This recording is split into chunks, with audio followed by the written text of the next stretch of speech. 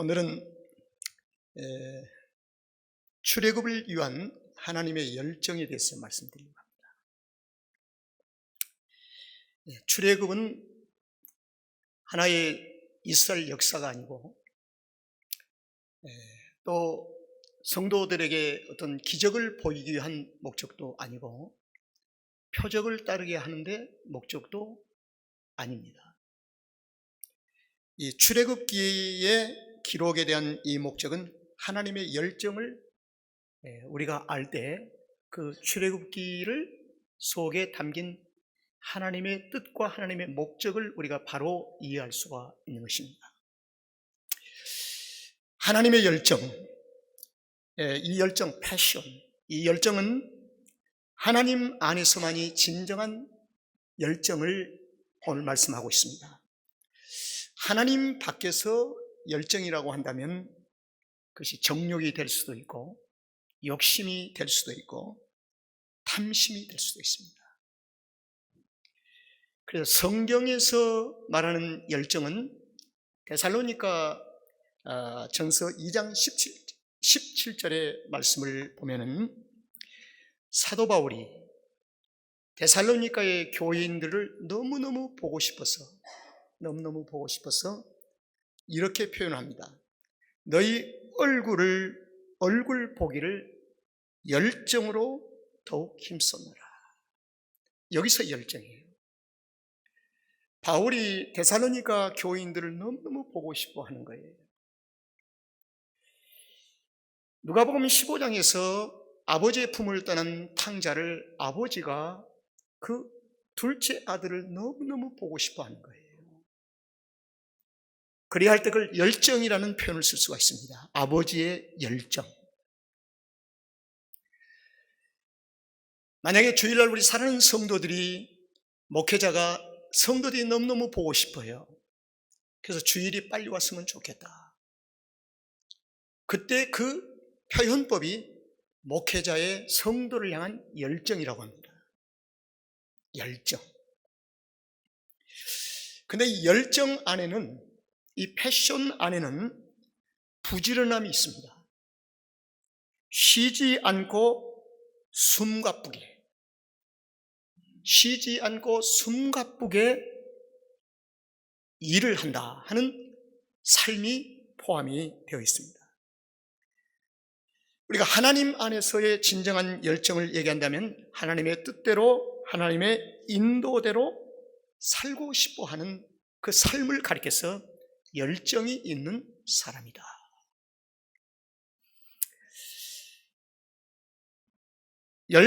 출애굽기는 하나님의 열정으로 시작하고 열정으로 진행이 됩니다. 그래서 오늘 출애굽기에서 하나님의 열정이 어떻게 우리 앞에 소개되어지는가, 그 열정을 한번 찾아보려고 합니다. 여러분, 출애굽은 하나님의 약속 안에서 이미 계획된 것입니다. 즉흥적으로 행동하는 것이 아니고 출애굽은 오래전부터 하나님의 마음속에 이미 작정되어지고 계획되어진 일이었습니다. 그래서 이 출애굽을 놓고 누구에게도 맡기지 아니하시고 하나님은 자신이 주관을 하십니다. 컨덕트를 하신다. 하나님께서 주관하시면서 하나님이 친히 함께 인도를 하세요. 그래서 이 출애굽 전장을 보면은 하나님이 친히 그 가운데 중심에 서셔서 백성들을 인도하는 것을 볼 수가 있습니다. 출애굽의 전적인 주관은 하나님이시지만 출애굽의 주체는 무엇일까? 주체는 이스라엘입니다. 출애굽의 주체. 400년 동안 애굽에 살고 있는 하나님의 백성인 이스라엘을 하나님은 출애굽을 시켜 애굽을 떠나게 하시기 위하여, 애굽에서 끌어내시기 위한 하나님의 계획, 거기에 하나님의 열정이 쏟아부는 것입니다. 하나님의 열정. 그럼 출애굽은 무엇일까? 구원입니다. 여러분, 고린도후서 5장 17절의 말씀에 보면 누구든지 그리스도 안에 있으면 새로운 피조물이라. 이전 것은 지나갔고 보라 새 것이 되었도다. 이 말씀이 뭘까요? 출애굽을 시켜서 다시는 애굽을 바라보지 말고 이전 것은 지나갔으니 너희들은 이제부터 새 것으로 새로운 피조물로 살게 하시기 위하여. 이 말씀을 바꿔서 얘기하면 이스라엘은 애굽에서 사는 동안은 절대로 새 것이 될 수가 없다. 우리가 신앙에 결단하지 아니하면 인간의 결심과 인간의 신념은 지극히 제한적입니다. 여러분, 우리가 주변에서 많은 그런 사람들을 경험하게 되지요. 내가 이제는 술을 하지 않겠습니다. 담배를 피우지 않겠습니다. 도박을 하지 않겠습니다. 내가 가정을 이제는 등한시하지 않겠습니다. 등등 많은 자기의 신념과 의지로 얘기하지만 얼마 가지 못해서 무너져 버리고 말아요. 다시 돌아가 버리고 말아요. 출애굽에서 중요한 우리에게 주신 교훈은 구원입니다. 애굽에서 데려 나오는 것입니다. 하나님께서는 출애굽의 이 계획을 진행하시기 위해서 하나님의 열정이 쏟아부어지는 거예요. 여러분, 부지런하던 이 사람을 한국에서 이런 얘기를 하죠. 동해 번쩍, 서해 번쩍. 아주 쉬운 표현입니다. 근데 하나님이 이스라엘을 위해서 동해 번쩍, 서해 번쩍 하시면서 분주하게 하나님의 열정을 가지시고 일하고 계세요. 이 사건을 출애굽에서 우리에게 보이고 있는 것입니다. 하나님의 열정이 바로 보여질 때 내가 하나님의 열정 속에 적용이 될 수가 있는가? 나는 구원받은 백성으로 나는 신약의 만인 이스라엘이다. 나를 에워싸고 있는 하나님의 모든 열정이 나의 삶 속에 어떻게 도전되어지는가? 이걸 우리가 바로 볼 수가 있는 거예요. 하나님은 400년 동안 애굽 속에 있었던 이스라엘을 출애굽 구체적으로 애굽에서 데려 나오시기 직전에 아주 구체적으로 완전하게 준비를 하십니다. 완전하게 준비를 하세요. 준비하는 동안인 이스라엘은 못 느끼고 살았습니다. 하나님이 지금도 역사 속에 준비하고 계시는데 정작 이스라엘은 피부로 느낄 수가 없는 거예요. 제가 바로 이 부분을 묵상하고 내게 정리가 되어질 때 닭살 돋는 것처럼 소름이 돋았습니다. 아, 하나님은 내 뒤에서, 내 주변에서 내가 느끼지 못하고 있지만 주님은 지금도 여전히 나를 위해서 일하고 계시는구나.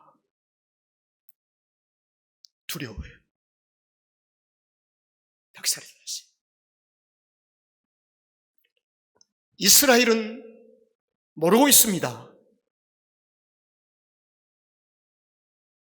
그러나 하나님은 철저하게 준비를 하시며 쉼 없이 일하고 계셨습니다. 출애굽기의 시작은 이렇게 준비되어집니다. 요셉을 알지 못하는 왕이, 새로운 왕이 다스리느니라. 호호. 요셉을 알던 왕이든 모르던 왕이든 지금 그 분기점에서는 이스라엘은 피부로 못 느끼고 있습니다. 못 느끼고. 그리고 이전보다도 하나님은 이스라엘의 자손을 막 번성케 하십니다. 갑자기 막 번성케 하시는 거예요. 이전보다 훨씬 빠르게 번성케 하십니다.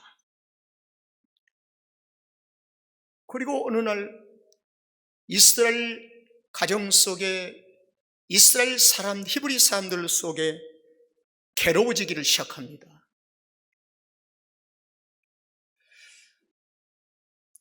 따뜻한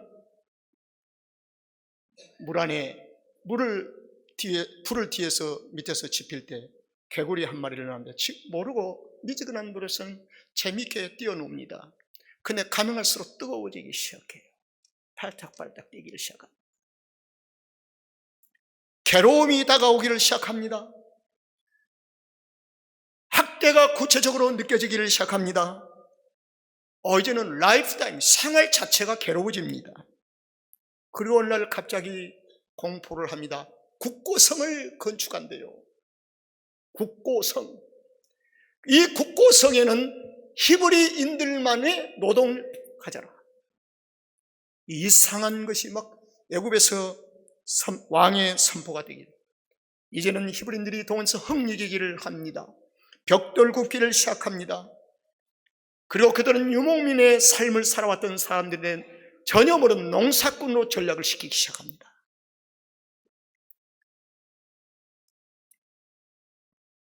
또 조금 지나고 나니까 남자아이가 태어나면, 히브리 남자아이가 태어나면 다 죽여라. 자, 이 모든 사건이 하나님의 통치 아래서 하나님의 일하심과 하나님의 허락하심 속에서 진행되고 있다는 걸, 이것은 출애굽을 위한 준비였습니다. 종종 나는 지금 예수를 믿어야 할 필요가 없습니다. 건강하고 모든 것이 다 잘 되고 이마에 기름기가 있는데요, 그러던 사람에게 어느 날 갑자기 괴로움이 오기를 시작합니다. 어려움이 오기를 시작합니다. 난 감당할 수가 없습니다. 그때 어떤 한 사람이, 야, 주께서는 당신을 도우실 수가 있다, 하나님을 믿어라 할 때, 그때는 두 손 들고 돌아옵니다. 돌아오는 거예요.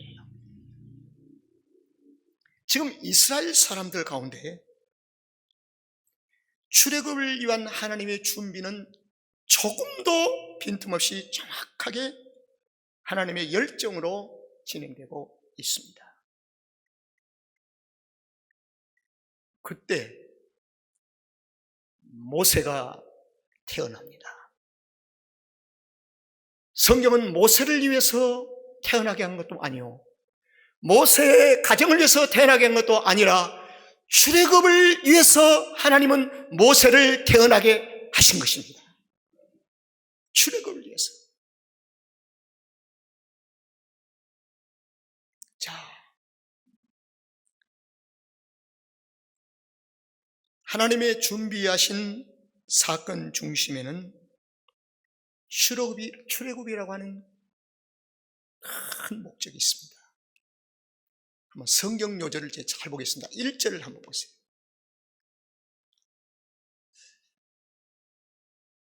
레위 족속 중, 이게 좀 2장의 시작이에요. 레위 족속 중 한 사람이 가서 레위 여자에게 장가 들었더니, 하나님의 준비하심. 하나님 얼마나 분주하십니까? 그 당시는 12의 지파가 그렇게 현저하게 나눠질 때가 아니고 기능이 없을 때입니다. 그런데 레위 남자가 레위 여자에게 꼭 장가 들고 결혼해야 한다고 하는 그런 규범과 이런 것이 강력하게 적용되지 아니할 때입니다. 그런데 레위 족속 중에 한 남자가 레위 여자에게 가서 장가를 들었답니다. 이 일을 하나님이 하고 계십니다. 이는 목적이 있어요. 레위 족속 중에 한 남자가 레위 여자에게 장가를 들게 됐으니, 레위와 레위 족속이 만나서 결혼했으니 거기에서 난 자는 레위인이라. 레위인이 무슨 일을 하지요? 구약 성경에 레위 지파가 하는 일이 있습니다. 하나님의 성막에서 이스라엘 백성과 하나님과의 관계를 하나로 연결을, 통로를 열어주기 위하여 동물을 잡고 많은 재물을 잡아서 하나님을 섬기고 백성들을 섬기는 귀한 일을, 중간 브릿지 역할을 한 사람이 레위 족속이에요. 자, 여기서 상당히 중요한 영적인 느낌이 옵니다. 모세는 하나님과 출애굽할 이스라엘 백성들의 대변자구나. 하나님은 준비하신다. 장가를 들었대요. 그런데 그 여자가 잉태하여 아들을 낳았으니 아들을 낳았대요. 여러분, 성경에는 한나가 그렇게도 아들을 달라고 기도해도 일정년은 주지 아니하시고 애타게 하고 눈물을 흘리고 원통하게 하고 하더니 하나님께서 주시고, 사라도 그렇게 아들을 못 낳아서 힘들고 어려울 때 하나님께서는 사라에게 끝까지 인내하게 하시더니 이삭을 주시고, 그런데 레위 족속의 남자와 레위 여자가 장가를 가자마자, 결혼하자마자 하나님께서 아들을 잉태케 했으니, 여자가 잉태하여 아들을 낳았으니, 지금 주님이 너무 분주하게 일하십니다. 저는 이 1절부터 10절까지를 보면서 신홍기 목사 뒤에서 나의 남은 생애 동안 지금 주님이 어떻게 일하고 계신가를 보니까 닭살이 돋는 거예요. 여러분 모든 삶의 배후에서 주님은 지금도 일하고 계십니다. 왜요? 여러분이 이스라엘이니까, 여러분이 구원받은 자들이니까, 여러분들이 택한 백성들이니까. 영원토록 애굽에 두지 아니하시기로 작정하신 주님, 애굽은 생명이 꺼져가는 것이요 생명이 없는 곳입니다. 우리를 하나님께서 부르신다. 근데 아들을 낳았는데 그 아들이 준수함을 보고, 그 아들의 준수함을 보고, 레위 남자와 레위 여자가 아들을 낳았는데 보니까 여상하게 보이질 않는 거예요. 하나님께서 그런 감정과 느낌을 갖게 하신 하나님, 모든 전인격적인 것과 감정과 모든 느낌까지도 통째로 주님이 지금 주관하고 계신 겁니다. 그래서 성도는 영적으로 민감해야 한다는 말이 여기 있습니다. 깨어있으라는 말이 여기 있습니다. 육체대로 살지 아니하고 영적으로 살라는 말이 여기에 있는 것입니다. 준수함을 보고 그를 얼마 동안요? 석 달 동안 숨겼습니다. 왜 숨겼을까요? 그때 히브리 남자아이를 낳으면 다 어떻게 해요? 죽이라니까. 숨긴 겁니다. 그것은 애굽의 왕의 명을 거역한 것입니다. 석 달 동안 숨겼어요. 그리고 석 달 동안 숨겼더니 더 숨길 수가 없어서 이것은 인간에 대한 한계점을 가리킵니다. 더 숨길 수가 없어서 그를 위하여 갈상자를 가져다가 역청과 나무 진을 칠하고 아이를 거기 담아 하숫과 갈대 사이에 두었습니다. 이건 나일강 강변에 있는 갈대숲입니다. 거기에 두었어요.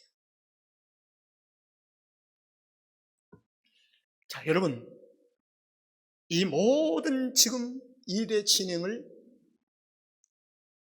남편과 아내가 하는 것이 아닙니다. 만물을 발 아래 두시고 통치하시고 출애굽을 위한 하나님의 거룩하신 하나님의 열정이 있습니다. 하나님의 열정.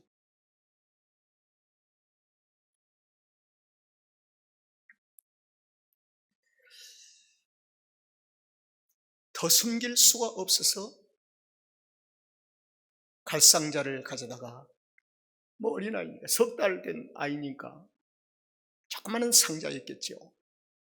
역청을 칠하고, 그들은 단순히 역청을 칠하는 행위는 물이 들어오지 않도록,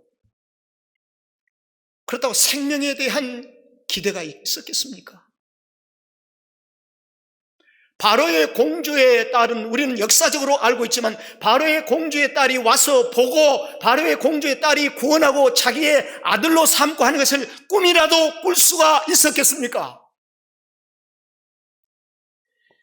여러분, 하나님은 우리의 이성 속의 지식에 갇혀서 일하신 분이 아니십니다. 모든 것을 초월하신 분이에요. 우리의 지식의 범주 안에서 주님이 일하신 분이 아니시라는 것입니다. 주님은 어디서 일하시는가? 믿음 안에서 일하십니다. 믿음 안에서 일하시는 거예요. 그래서 성도의 가장 약함이 어디냐면 절망하는 자가 약한 것입니다. 극한적인 상황을 가도 절망을 해서는 안 됩니다. 그것은 주님을 불신하는 행위입니다. 자, 나일강에 하수가 갈대 사이에 두었습니다. 자, 4절을 보겠습니다. 차마 아버지 어머니가 갈상자를 들고 올 수 없어서 그 누이를 시킵니다. 누나를 시켜요. 그래서 누나가 갈상자를 안고 갈대 숲에 띄워놓고 어떻게 된 것을 알려고 멀리서 보고 있습니다. 갈대 사이로. 그런데요, 그때 바로의 딸이 목욕하러 오는 거예요. 제가 이집트 카이로 그쪽으로 해서 한번 좀 성지순례를 해봤는데, 나일강이 좀 넓습니까? 갈대숲도 지금 별로 없는데 그 당시에 엄청나게 컸다고 그래요. 그런데 갈상자가 띄워진 그곳에 바로의 공주가 목욕하러 왔대요. 이것을 우연이라고 생각하십니까? 이걸 하나님의 섭리라고 합니다. 하나님이 일하신다. 바로의 공주가 목욕하러 왔어요. 하수로 내려오고 시녀들은 하수가에서 거닐고 있는데 그가 갈대 사이에 상자를 보았습니다. 시녀를 불러서 보내어 가져오라고 합니다. 갈상자를. 아이가 들은 상자인지 아무도 모릅니다. 바로의 공주의 딸의 관심을 증폭시키시는 하나님의 특별한 은혜, 그의 마음의 감정을 증폭시켜서 가져오도록 하는 하나님의 특별한 은혜가 그의 심령 속에 강하게 은혜로 역사합니다.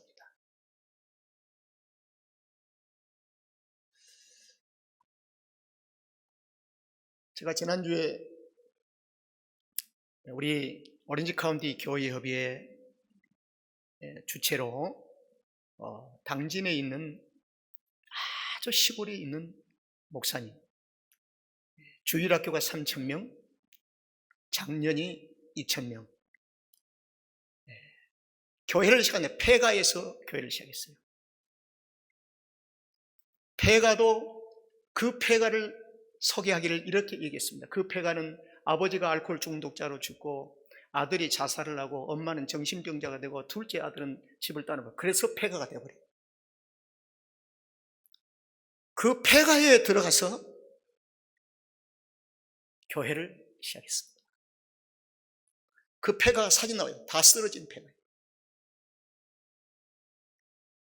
그분 얘기가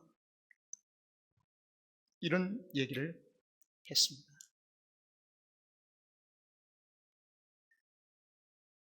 한 사람에게 전도를 100번을 했는데 그 사람이 전도 받은 사람이 온 것이 아니라 그 사람은 오질 않는데 다른 사람이 그 사람을 통해서 오더래요.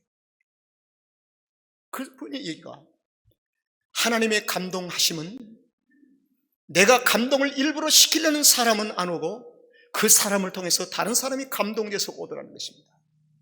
그래서 하나님의 교회는, 성도는 사람이 이끌어서 온 것이 아니라 하나님의 인도하심 따라 오는 거구나.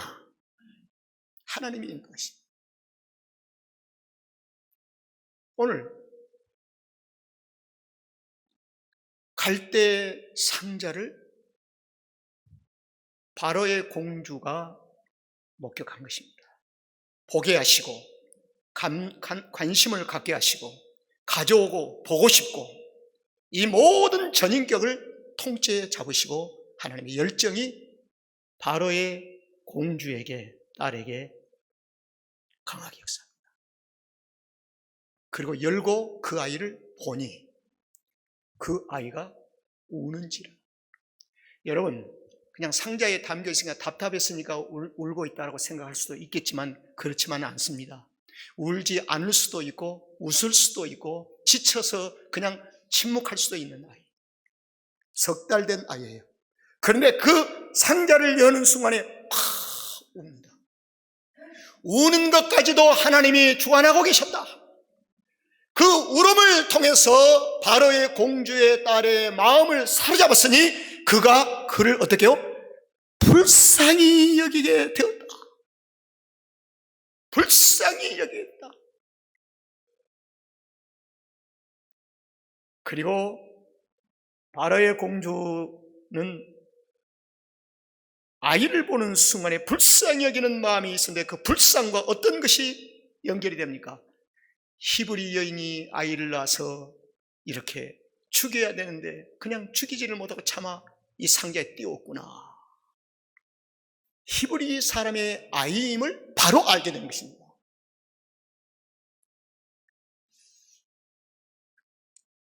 여러분, 하나님의 열정, 하나님이 지금도 일하고 계십니다. 그래서 저는 한 가지 이런 마음의 결심을 했어요. 하나님의 마음에 꼭 드는 목사로 좀 살고 싶은데 고민입니다, 주님. 하나님 마음에 드는 장로, 하나님의 마음에 든 성도가 되도록 우리가 분주하게 주님 앞에만 바로 선다면 주께서 얼마나 크게 역사하실까요? 응?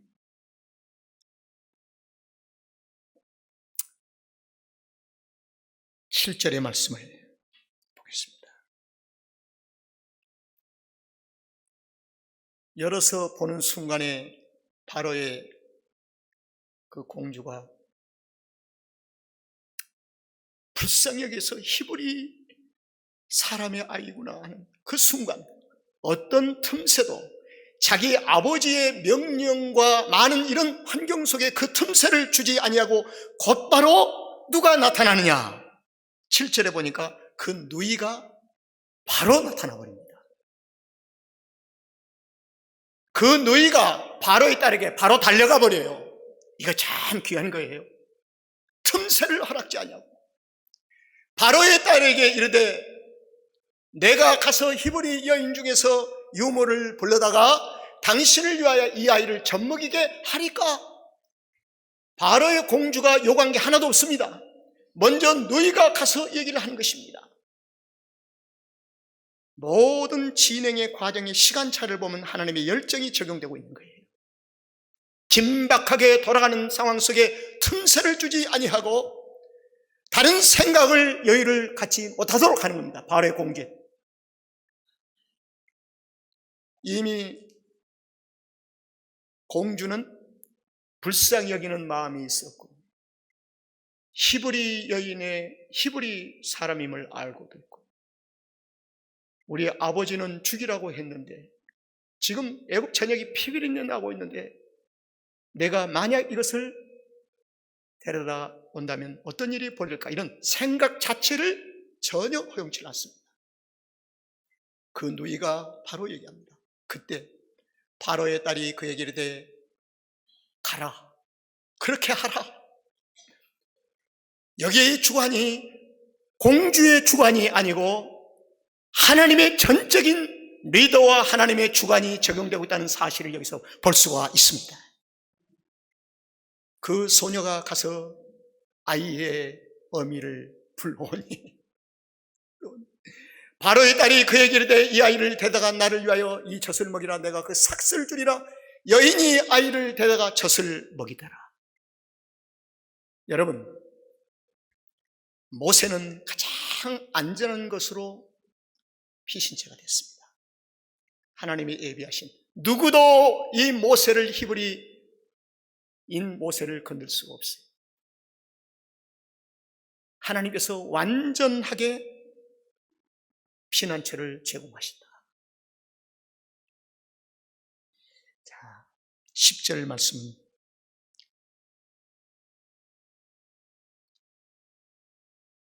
그 아이가 자랍니다. 바로의 딸에게 데려가니 그 아들이 되니라. 그가 그 이름을 모세라 하여 가로되 이는 내가 그를 물에서 건져내었습니다. 이래서 모세가 시작이 되는 겁니다. 자, 한번 여러분들에게 묻습니다. 이 모든 일을 공주가 하는 일입니까? 누이가 하는 일입니까? 모세의 아버지 어머니가 하는 일입니까? 이 모든 일을 누가 하십니까? 하나님 하십니다. 누구를 위해서요? 모세를 위해서요? 이스라엘을 위하여. 이스라엘을 어떻게 하기 위해서요? 출애굽을 시키기 위하여 완전히 준비하신다.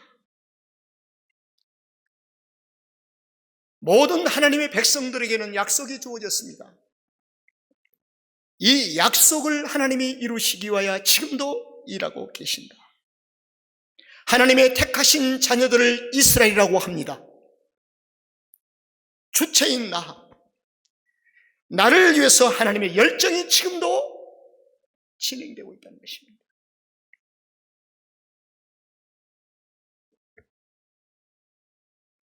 저는 이번에 오렌지 카운티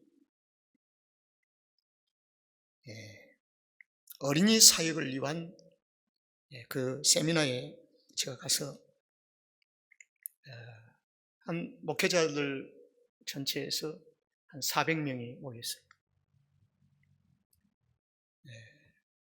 제가 그 인사 말씀 드리고 제가 기도를 하고 하는데 정말 가슴이 뜨거웠습니다.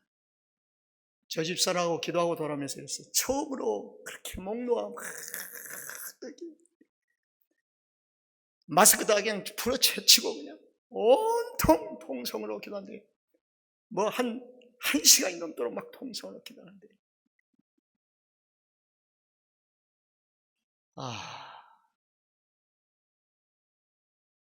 한 가지 저에게 주신 중요한 교훈은 주께서 일하신다. 누구를 위해서 일하시는가? 하나님의 마음에 합당한 자를 위해서 일하신다. 하나님의 마음에 합당한 삶이 우선이 되어져야 합니다. 주님을 먼저 영화롭게 해야 합니다. 그래야 주께서 나를 통해서 일하시고 나를 위해서 일하신다는 것입니다. 지금은 성령님이 내 삶 속에 계시면서 열정을 가지시고 일하고 계십니다. 오늘 출애굽기를 보면서 여러분과 제가 무엇을 느꼈습니까? 출애굽을 위해서 주님이 이렇게 완전하게 준비를 하고 계시는구나. 나를 위해서 주님은 지금도 완전하게 준비하고 계시는구나. 이 완전이라는 이 중요한 단어가 있기 때문에 우리는 영원히 천국 갈 수가 있는 것입니다. 하나님의 불완전성이 조금이라도 비춰지면 우리는 천국을 못 갈 수도 있는 거예요. 그러나 하나님은 우리를 완전히 천국으로 인도하실 것입니다. 말씀을 종결합니다. 하나님의 열정이 여러분의 주변에서 지금도 열심히 분주하게 일하고 계심을 믿으시기를 바랍니다. 한 주간 사시면서 종종 뒤를 돌아보시고 좌우를 보시고 앞을 보시면서 주님이 내 곁에 계신 것을 확인하시기를 바랍니다. 주님의 일하신 손길을 보시기를 바랍니다. 주님이 일하시면서 힘들게 흘리는 땀방울을 한번 보시기를 바랍니다. 주님이 일하시면서 헐떡이는 숨결 소리도 한번 들어보시면서 한 주간을 살아갑시다. 그래야만 주께서 기뻐하실 것입니다. 기도하겠습니다.